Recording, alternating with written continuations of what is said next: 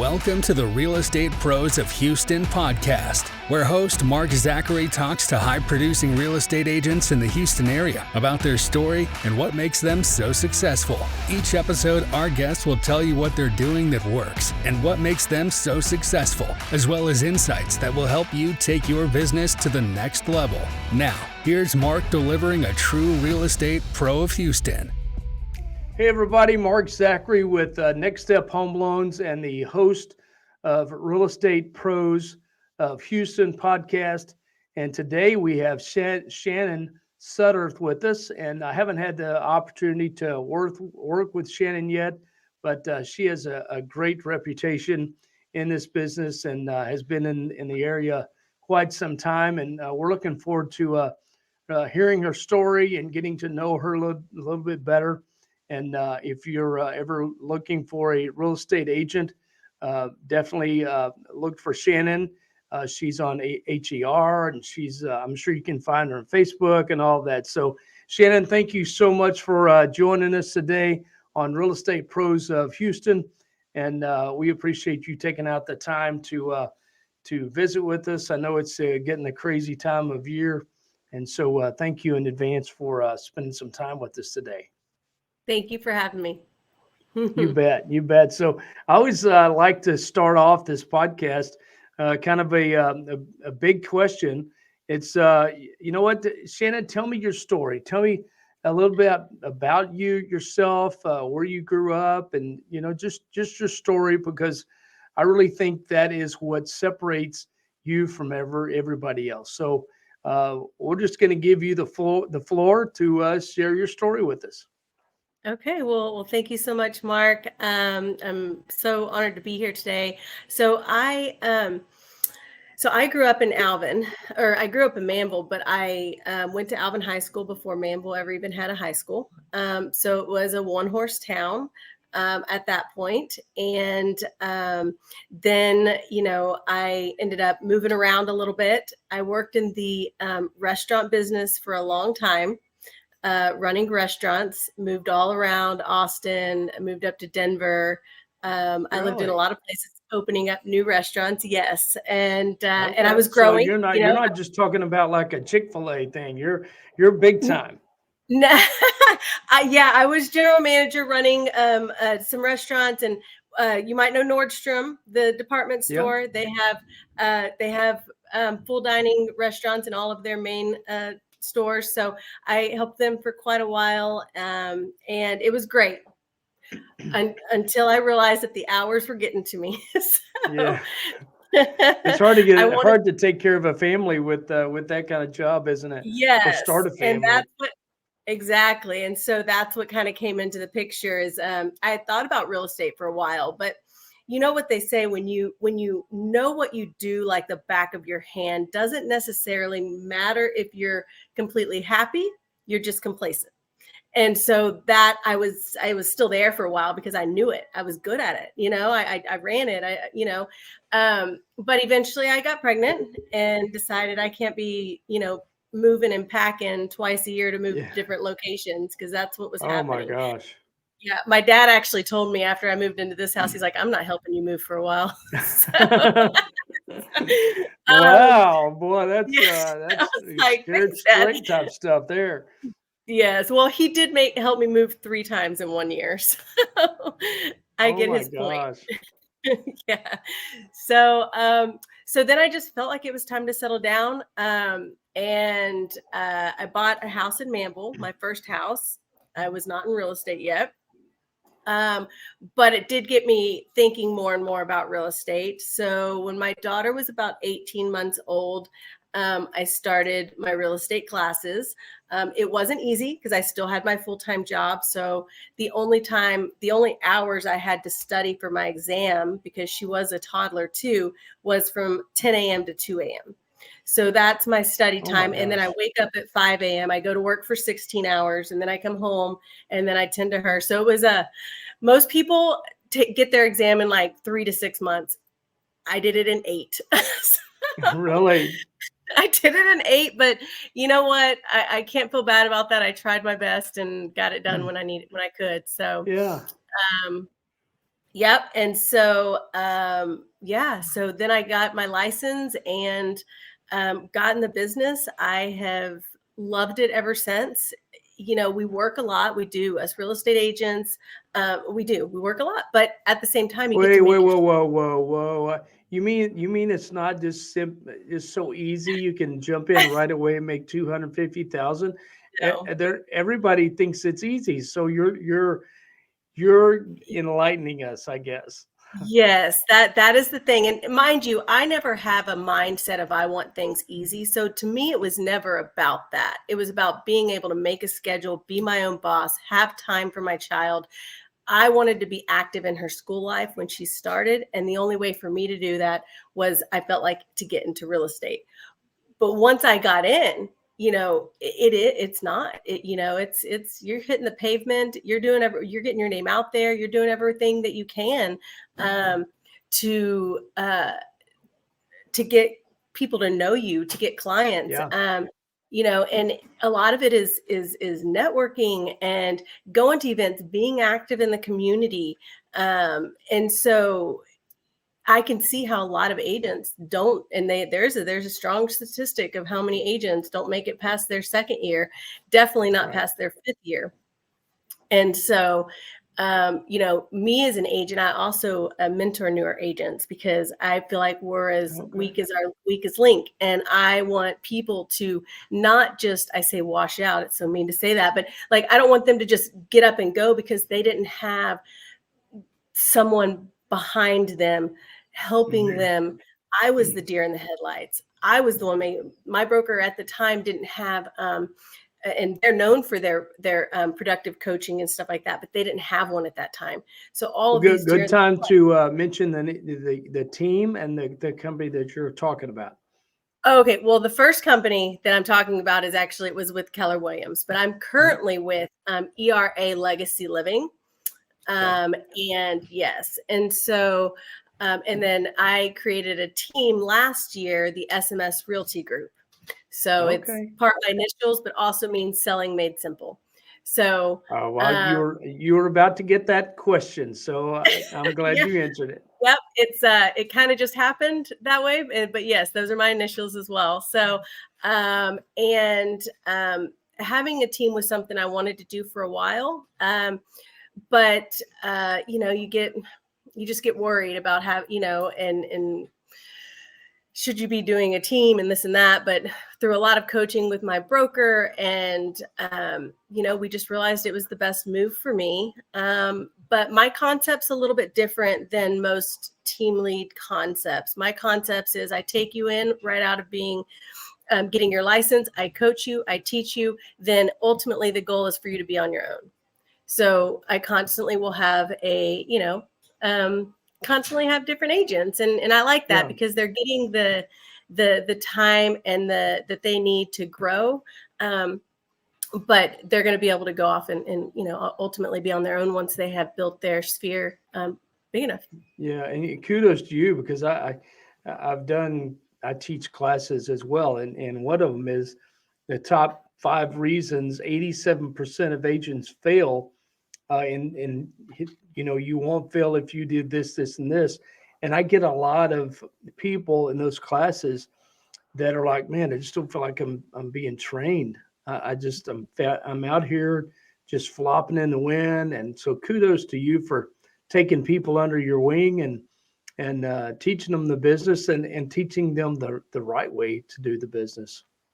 Exactly. That's what it's about, is really just giving them the steps that they need to be not just successful agents, but great agents, the good ones that the rest of us want to work with, because that's a big thing too. You want to be working with agents that are good and understanding and, know the business and, and return your calls. I wasn't going to say it. And communicate. Calls and emails and communication. Yes. It's huge. Yeah. It's big. There's 50,000 agents between Galveston and Conroe. And I've said this stat before on other podcasts, and half of those have done 0 or 1 transactions in the last 12 months. And so, that tells you there's a ton of part-timers.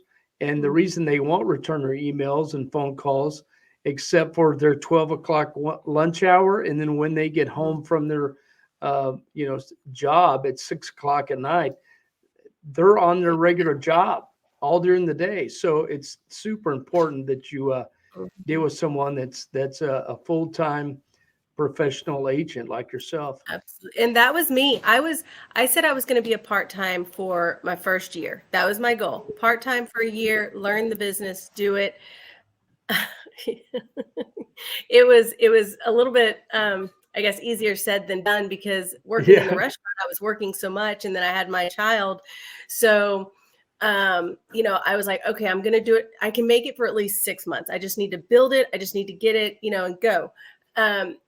Charmaine, I think that was her name, but I met her at a networking event, and I'll never forget the conversation we had. I was just like, I just don't know what to do. I need to build my business, but I am so busy with my full-time job. Like, there's no time. I'm trying to get out of my full-time job. She looked at me and she said, girl, you need to quit cold turkey.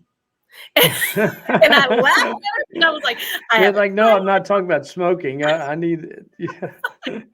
I was like, no, I have someone I have to feed, I have to put a roof over her head. But did I quit absolutely cold turkey that day? No, but it was very shortly after. And of course, because I'm a professional, I gave my reasonable notice, and in fact, I gave them a month notice. So, but I ended up 3 months. So I ended up 3 months into it, and I was like, you know what? I'm just gonna do it, because the thing is when you're put in a tough situation, when you put yourself in a situation where it is sink or swim, I will never sink. Well, that's the mindset you need to have. That's the mindset I had, is I will never sink. So once I got that in my head, then I was like, okay, let's see how this goes. But this was in the midst of, this is right before COVID. So I didn't know that whole COVID thing yet. And then, of course, COVID comes into play, and it gets a little trickier, but nonetheless, you just... All bets were off during that. I mean, everything changed during that. You know what, though? People ask me all the time, well, oh my God. And they asked me during COVID. They ask me now. They ask every real estate gets the same question. How's the market? We want to know how the market is. You know what? The market is ever changing, and we will ever change with it. That's, it's, if you as a real estate agent, it makes it harder than it was, because you're now having to work a little harder to find more resources for your clients. Yes, interest rates are high. I can't tell you, and it was hard, but I closed more first-time home buyer transactions in the midst of COVID than I've ever closed. And it was not easy. We were putting in 10 offers before one got accepted. But the fact is they were willing to buy because they had goals, they had plans, and they had lenders and, different resources that are helping them out too, to help them know that once they get an accepted offer, they're going to be able to afford the house that they have, and then plan for the future. So, that's, Yeah, my daughter was going through that. She was getting so discouraged during that time where, she'd turn in an offer and it'd get rejected. And she was like, oh, I think I'm going to just take a break. I'm like, no, you got to stay in it. And luckily we had a family friend that decided to move to Dallas. And I said, hey, are you selling this house? And he said, yeah. Are you all interested? I said, I'm not, but my daughter will be, because it's out in Fulshire. I mean, not Fulshire. What is it? Now I'm drawing the blank. But anyway, it was in an area in Cyprus. And so I said, yeah, she loves this area. Let me see if they would be interested. So she found that house, and she got to buy it from them. And she didn't have to get into a bidding war with anybody, and it was just a great time. But it's frustrating to so many people. It is, that was a time that is just unprecedented. Like it just, it was hard. Not as much on sellers, but Yeah. it was just a crazy time. For everyone involved. But the thing is just you have to be calm, you have to be patient, and you have to be persistent. And I Yeah. feel like that is with any market that you're in. You find what your clients need, what their desires are, and make sure you have resources that can help them get there. And so Yeah. that's always my plan, is just to, if I don't have a resource to help you, I will find a resource to help you, Yeah. you know. That's So awesome. That's a that's my great, dream. yeah. Well, before we get too far into this, I want to know because I'm going to come back to the business side of things, but I want to Mhm. know I think I know what your answer is because you've referred to her several times. But what is the reason what gets you up in the morning? What is your why? um, my why is my daughter. That's all I can say. Sorry. That's Um, so sweet. That's so she's sweet. she's my everything, and I'm all that she has. So um, she's my legacy, or I'm building a legacy to give to her, and that's my goal. I want ultimately something that not only she can take over, but she can be proud of.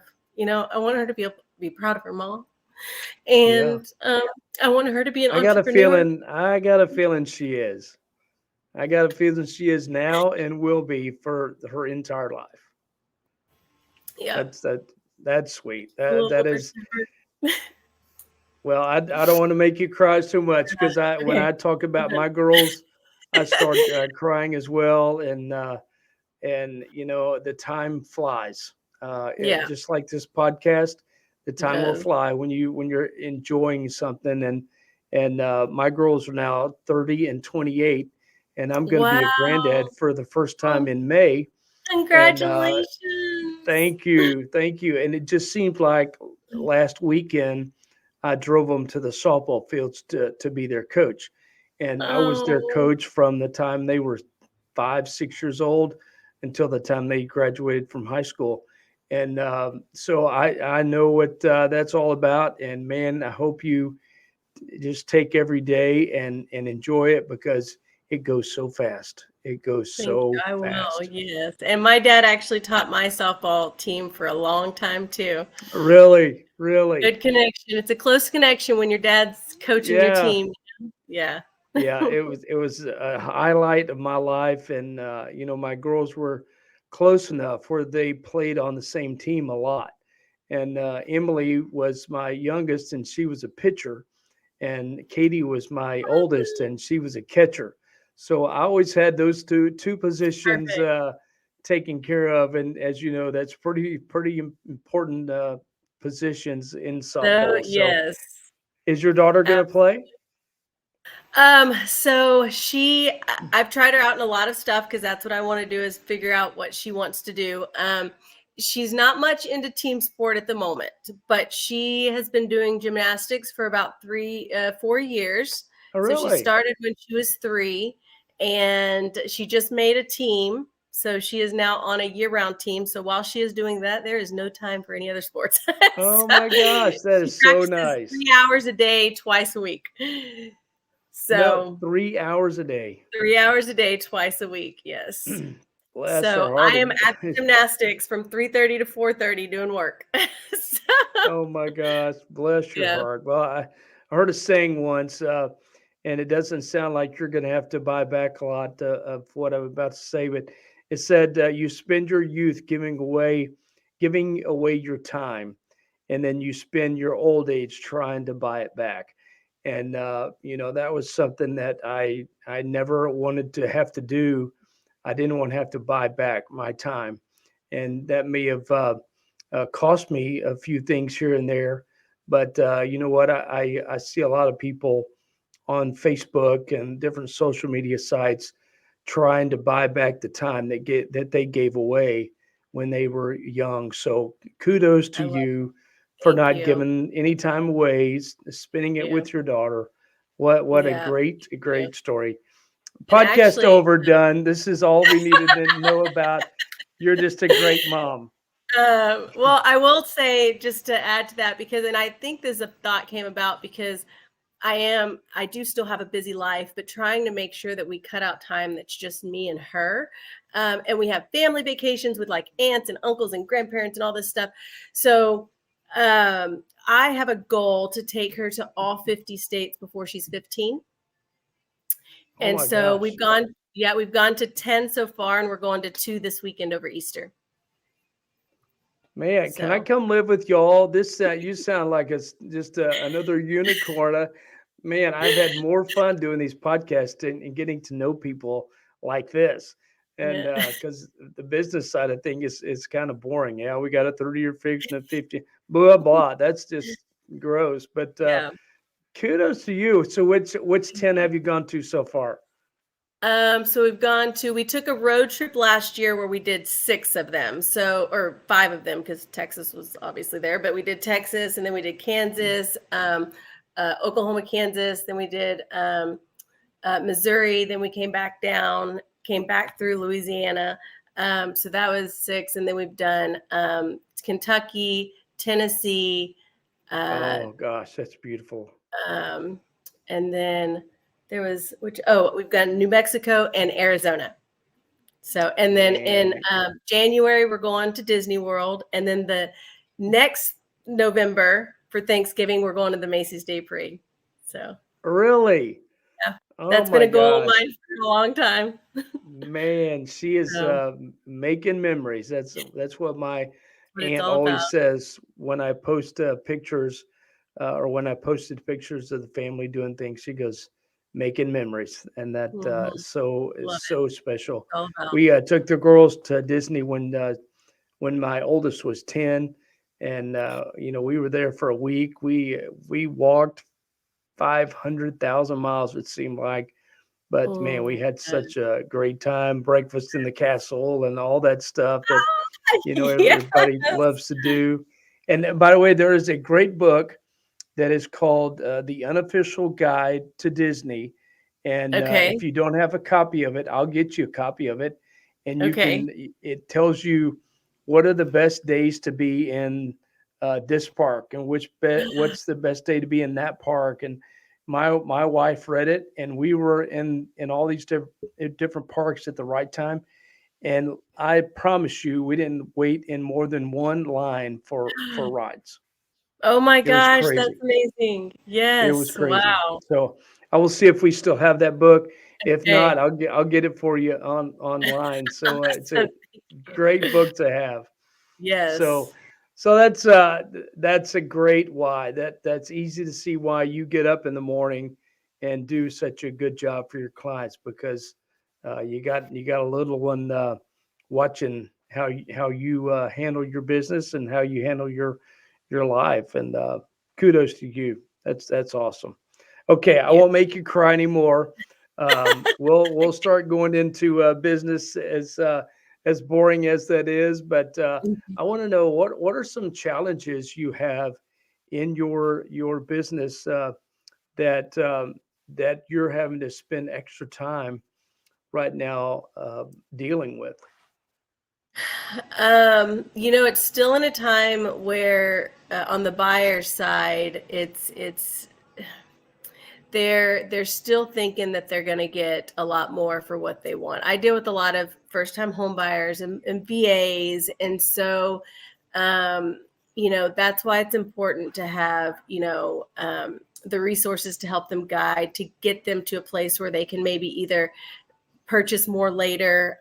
So that's been a big thing is clients tell you what their criteria is, and then it just they realize that the interest rates are still high and they're not going anywhere. So that's been a struggle. Sellers wise, let me back up. I don't want to call it a struggle. I want to call it educational moments, because we get past all of our struggles. We get past all of our struggles. It's when someone brings you a problem, you bring them a solution, or you bring them education, which is even better than a solution. So like with the sellers, they know that the market is not like what it was last year or last year, a year and a half ago or whatever. So it's educating them on, look, your house will still sell, and it can still sell quickly. There's so many buyers out there. Like, the inventory still says we are in a strong seller's market, bottom line. So if we price your house right, it will sell. You just can't price it above market. And right now, I mean, buyers are still paying average, I think, about 6% over asking price in some areas, Yeah, I was about to say, I'm starting to hear that again, that, hey, I got above asking price. The buyers are out there, and you're right on. You're right on. I feel like it's just, if we took a little bit more time to educate those that are, like, I try to get in the faces of first-time homeowners like a year before they're ready to purchase, because they come to you and they're ready to purchase it in 2 months, and most of the time it's just not going to happen. So we do first-time homebuyer classes at, I do it at a couple of different offices. My broker's one of them, and we try to educate and let them know, hey, it's not too early. It's never too early to get pre-approved or to talk to a lender to see where you are. People get so scared thinking that, oh my gosh, you're going to pull my credit and it's going to go down 100 points. And, it's just people, you say get pre-approved and people, they get nervous. They do, especially if they're not used to it or if they haven't bought a house before. So it's just educating them and getting them to understand why it's important to go ahead and see where you stand. And if you can purchase in 2 months, great. I've had a couple first-time home buyers that can. But if not, most lenders, I don't say all of them, I think most of them have like a simulator. They can tell you, kind of guide you in a system. And this is why I always suggest to my buyers, go with a mortgage lender, not with the bank. The bank is going to approve you, or they're going to say, sorry, come back to me in a year. With a mortgage lender, you have more of that personal aspect. You have that one-on-one. They're still going to be invested in you because they ultimately want to see you buy your first house or buy your second house or buy an investment house, So usually that's where I kind of am like, okay, well, here's my suggestion. Go with who you'd want, obviously. But here's why it's better you get that more one-on-one time and someone that's really going to help you get there. Yeah, I think the on the mortgage thing, if you're dealing with someone that you can actually call with a regular phone number versus a 1-800 number, you're gonna get much more personal service. That person is going to, if you're not ready right then, they can help you get ready for, wherever, 4 months, 6 months down the road, however long it takes you. But you're probably not going to get that from a large bank. They don't have time for that. So kudos to you again for making that kind of suggestion. Are you mentioned first-time homebuyer seminars and classes and things like that? Are you doing anything else like a YouTube channel with videos or doing videos online, stuff like that? I am pretty much on most social outlets, except for Twitter. I'm not really on Twitter, but I have a YouTube channel. I'm trying to get more active now that my team is kind of active more. I'm hopefully starting to do more of YouTube channels. But I am on Instagram, TikTok, and then of course Facebook. So I try to stay as in the where people see you, because people want to see someone that's there, that's active. I do have my first annual golf tournament coming up that I am organizing. Yes. So at Tour 18, not too far from you. So, very nice. Yeah, that's cool. Yeah. So we're excited about that. And then, so. Yeah. Well, I tell you one video that you can put up here as the interview from of you. You can put that up on your YouTube channel sometime next week sometime. So that'd be great. I cannot wait. Yeah, that'd be. Yes. We'll share it on all of our social media, and we're pretty active on YouTube as well. I do shorts. I just started doing shorts, but I have a lot of videos up there, and all of these interviews are up there, and you'll be up there as of I think next Thursday will be Okay. your day that yours is released. So here's one video that you can put up there. But yeah, Thank videos you. it's huge. Hmm. It allows people to see you, and it makes you a real person versus a newsletter. And I know Yes, newsletters work. Their marketing, their branding. I get that, but if they're not hearing from you, you're missing a big opportunity to connect. And man, social media it makes it so much easier to do it. absolutely. Yeah. Yes. Yeah. People want to So see you out there. Oh, go ahead. yeah, yeah. No, I was going to get into what are three non-negotiables for you? Meaning, what are three things that you have to do today, or this week, or this month, or uh, the goals that you have set for yourself are not going to be met. So, what are three non-negotiables for you? To meet my goals. Like, Hmm. okay. Um, so I need to be out in the community. So I have to be, a presence. Is that what you're asking me? Sorry. Yeah, yeah, O- sure it is. Okay.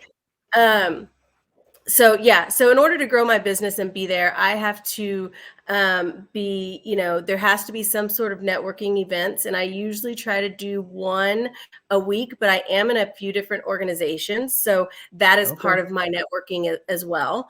gotcha. And then I have to be going through and probably once a month try to connect with all my past clients in some form or Okay, fashion. So whether that be, hey, just thinking about you today through text. Sometimes I do handwritten notes, and sometimes I do emails. But really, just try to connect with them, and that keeps, first of all, it keeps them thinking that they're not just a number for me. They are, that I really do care. Honestly, it kind of makes my life a little hard sometimes because all my clients become my friends, so they always want me to hang out with them. that's So funny. I was thinking of some clients just today. I was like, oh my gosh, I got to text them. I told them I was going to put something on the calendar and I haven't. And, You know what, Shannon? That is a great problem to have, isn't it? That it speaks is. to I your love it. ability to connect with Yeah. people and do a great job for them. So, yeah, that speaks to your ability to manage your clients and Thank you. the expectation for them. So that's great. Part of the class that I teach, it's keeping in touch with your database and your past clients. And I'm shocked at the number of people that don't keep even a It's, spreadsheet. They yes, they it's get insane. that check from the title company and they're off chasing the next deal.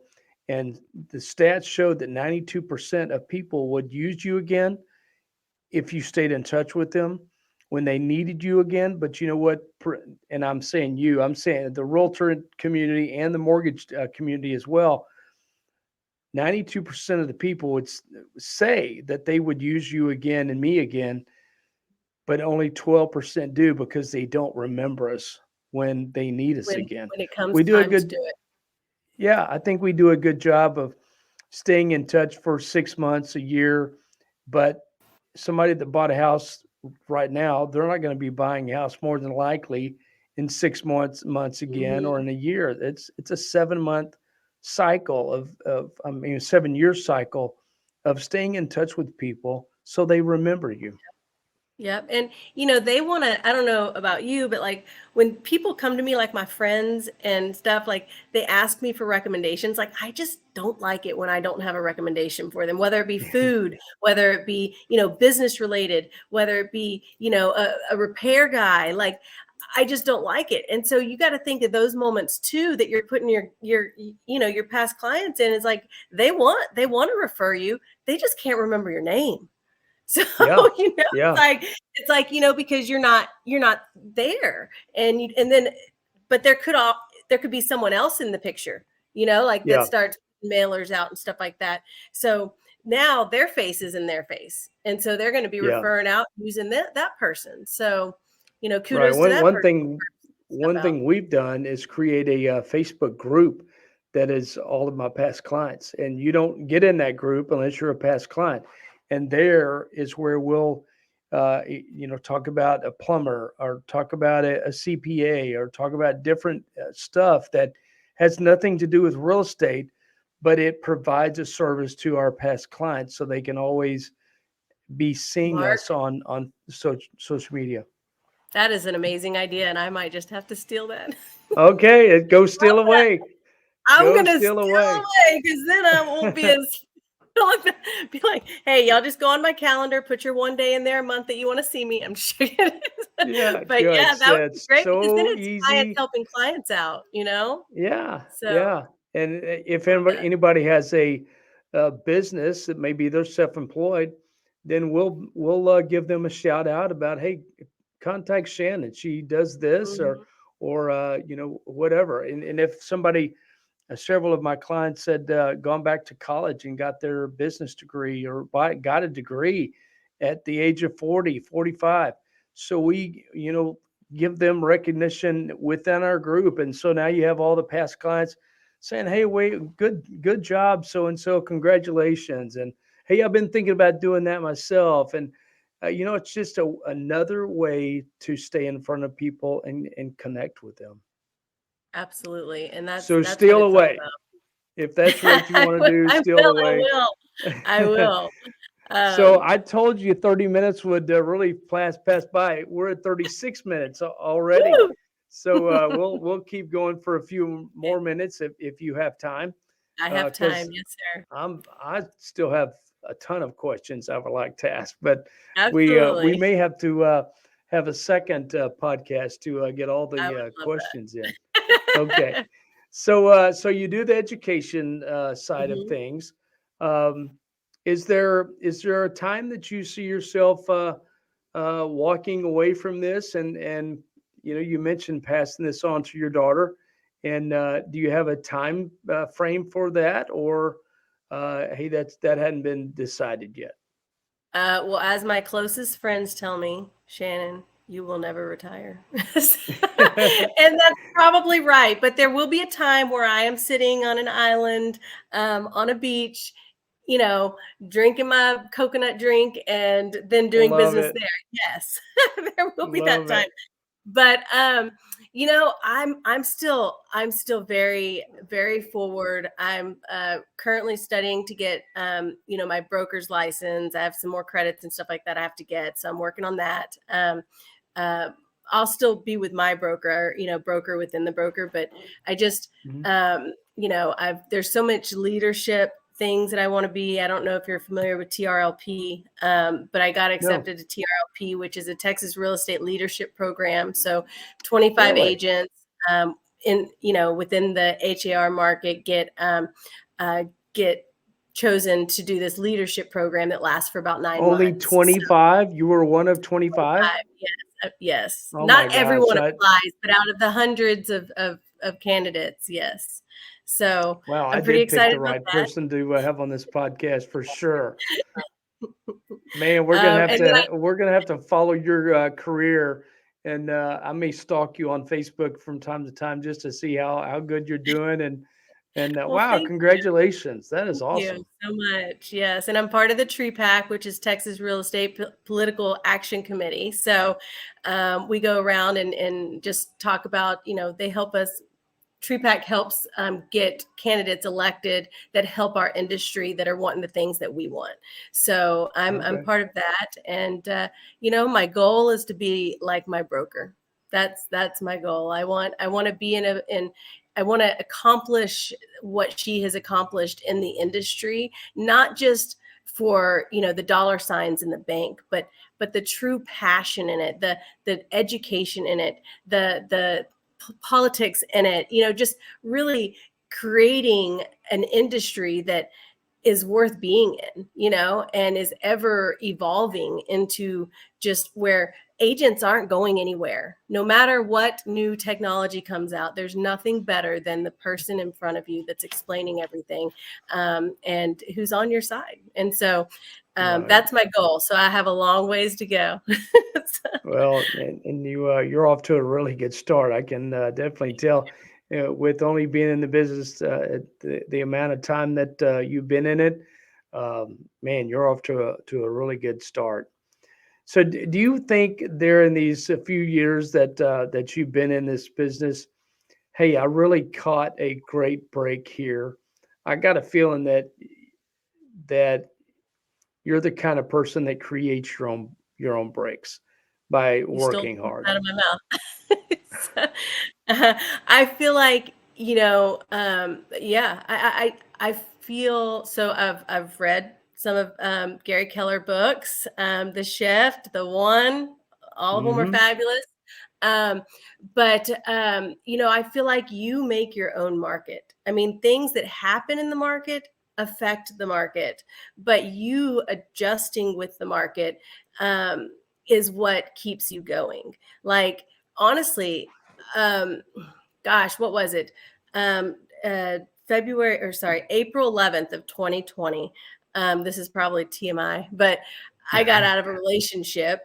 And so, and that's when the market crashed. Everything was on hold. I was paying all the bills again. And it was just like being able to be an essential business was important. Like, for us to still go out and work, and to each their own. Whoever was going to stay at home and not go out, absolutely. But I had a child to feed and I had a roof to put over her head. And there was no staying inside. So I carried my big old binder that basically allowed me to go around. And that was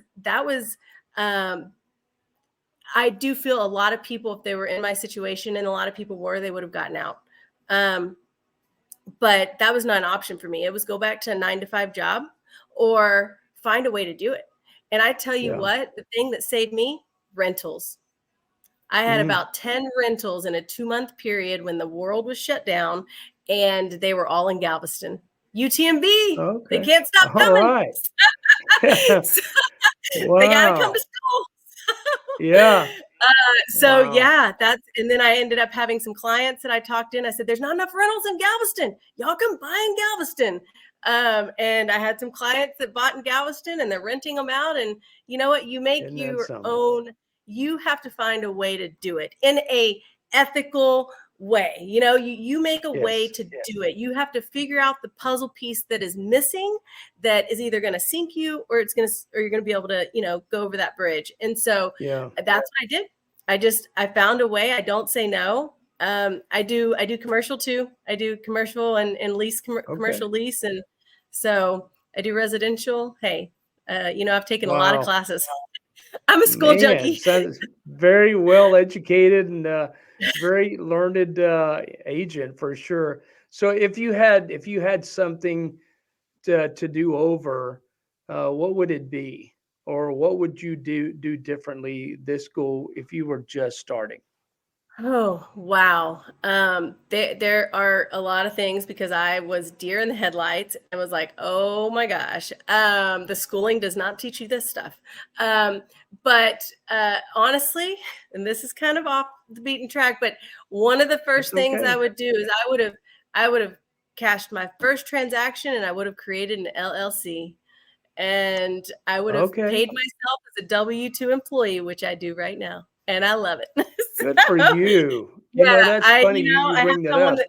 And they pay my company taxes. They pay, it's just taking care of, it's leveraging yourself and not having to have and people say, why do an LLC so early? Not me, but like when you first come out, it's like, that's when you need to, because who wants to pay $20,000 at the beginning of the year in one lump sum? I mean, maybe not that much if you haven't sold that much, but even like $4,000 or $5,000 at the beginning of the year is a lot to handle if you're not good with your finances and this. So I would have done that.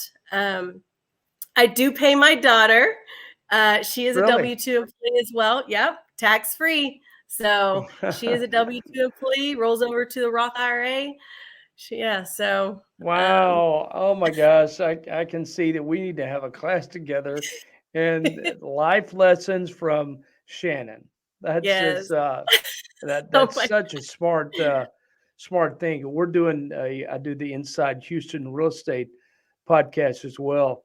And we're going to have a CPA on there coming up that he's going to talk about exactly what you just talked about and about why is it awesome. good to do that when you're self-employed. I'm in LLC as well, and I wish I'd have started out as an Mhm. LLC because I don't like to pay all those taxes at one time either. So now I get a paycheck, and then it just flows through to my personal Mhm. income. So wow, that's great advice. I would bet. Well, I don't know what the percentage is, but I would bet a lot of them don't do that. But No, and I I don't mean, I know. still try to tell people about it all the time. I'm like, they're worried and scared it's going to cost a lot of money, and I'm like, no, it's saving you No, money. I mean, yeah, right. you pay a small portion, and I mean a small portion a month to have this, company do your payroll, and it's worth it. That's But all it's I got. so much off your mind Oh, and off you just yes. feel like heaviness. It was, just oh my God, is the IRS coming or what am I doing wrong? And Nope, so every other okay, Sunday, I that's just gotta click a button. Yes, yeah, and it sees it. that's It's already calculated for me. It does uh, everything. Like, you're awesome. You're another unicorn, that's for sure. They don't make them like you very much. So oh, thank you. okay, so we're at 45, what is it, 46 minutes. And I got a feeling we're going to have to come back and have you as a Sounds returning good. guest.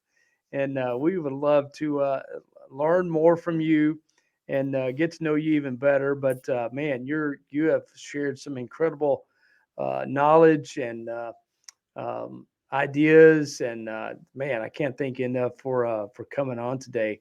So I always like to wrap it up with my lightning round that Okay. that I have. I've got 5 questions, and I bet you I already know the answer to a few of them, but we're going to ask them anyway. Okay. Favorite author or speaker? Ooh. Author. Nope, gonna go with speaker. Jared James. I Oh, like really? Jared. Yeah, I went to a couple of his conventions. Love it. I'll have Yeah. to look him up. I haven't even heard He's a his real name before. estate motivational speaker, and I went to his Ah, conference last year in Nashville, and it was just oh, mind blowing. Yeah. awesome. That's great. I'll have to write that down. Okay, this is going to be tough for you. Okay. Favorite vacation spot? Oh man. Um, let's see. Favorite vacation spot. Where was it? That is hard. Um, You've been to some pretty nice places yeah. in your short What was short time the? on Earth. I did go to Punta Cana, Dominican Republic once, and it was Oh really yeah, awesome.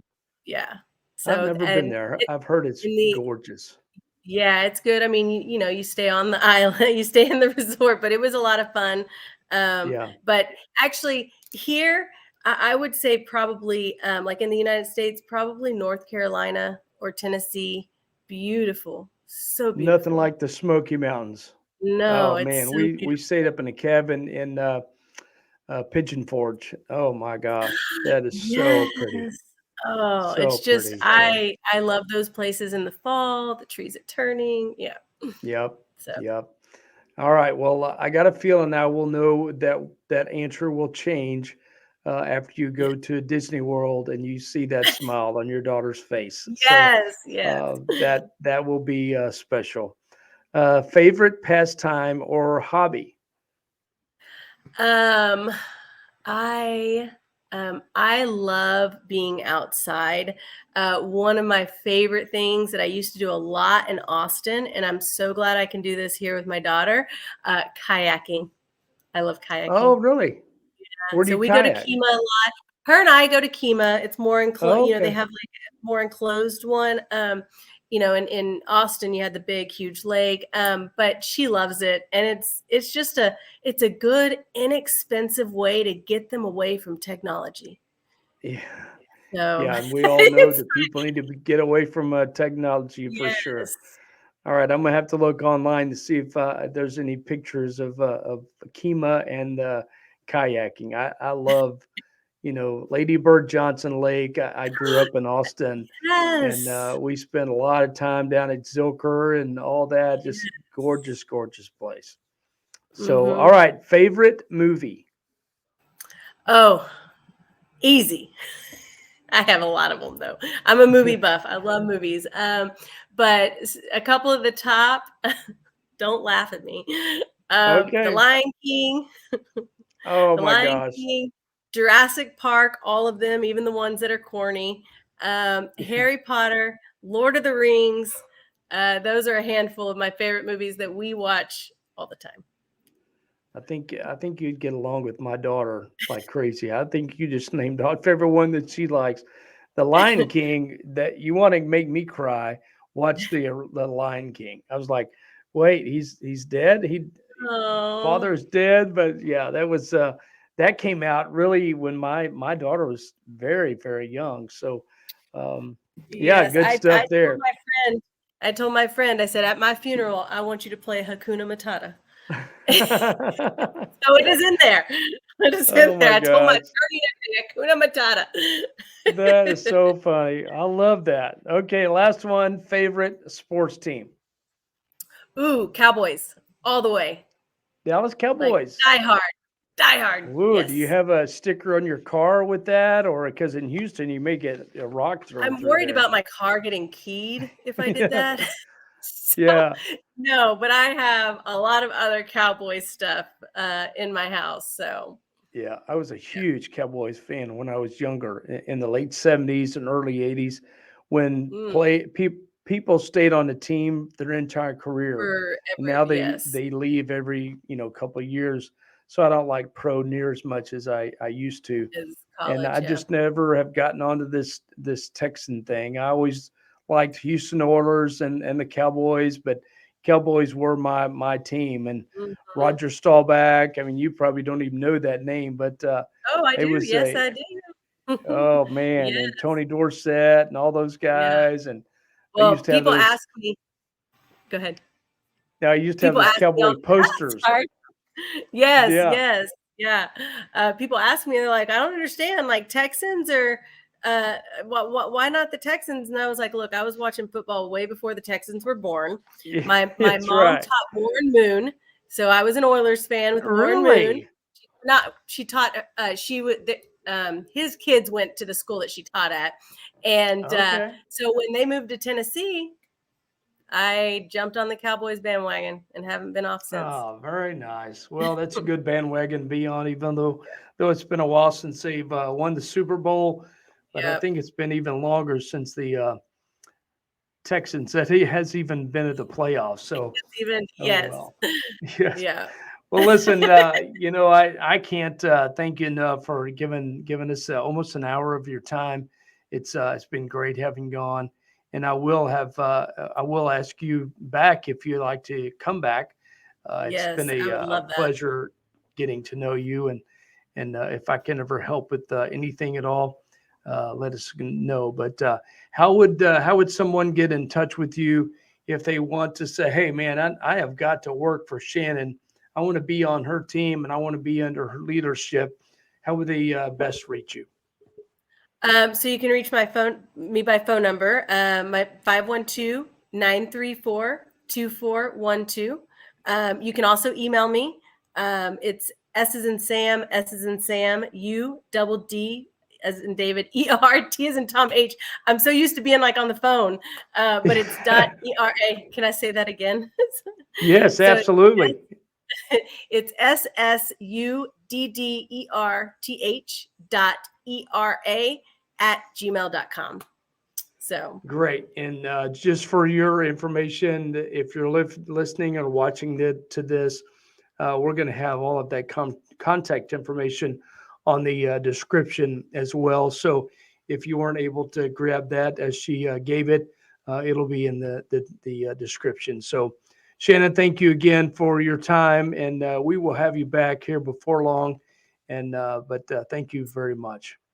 Thank you. This has been a blast. Thank you. Great. Well, great. Well, let's listen. I'm Mark with Next Step Home Loans, and if you have any financing questions, just want some answers to your questions, give us a call. We'll be glad to answer those questions for you. If we don't know, we'll find out for you. I like to say there's not a question I haven't heard before, but it does pop up from time to time. So information is free where I come from, and we'll help you out. 832-504-9014, 832-504-9014. So that'll wrap it up for this week's Real Estate Pro of Houston, and we'll see you next week on the next episode, and I hope you have a great day. Thanks for joining us. We'll see you next time. Bye-bye. Thank you for listening to another episode of Real Estate Pros of Houston. Follow us on Spotify, Google Podcast, Apple, and iHeartRadio, and check out our main website at nextstephomeloans.com for more information on mortgage news, loan programs, and getting pre-approved for a home loan or set up a quick home buying consultation. We'll see you next week with another episode of Real Estate Pros of Houston.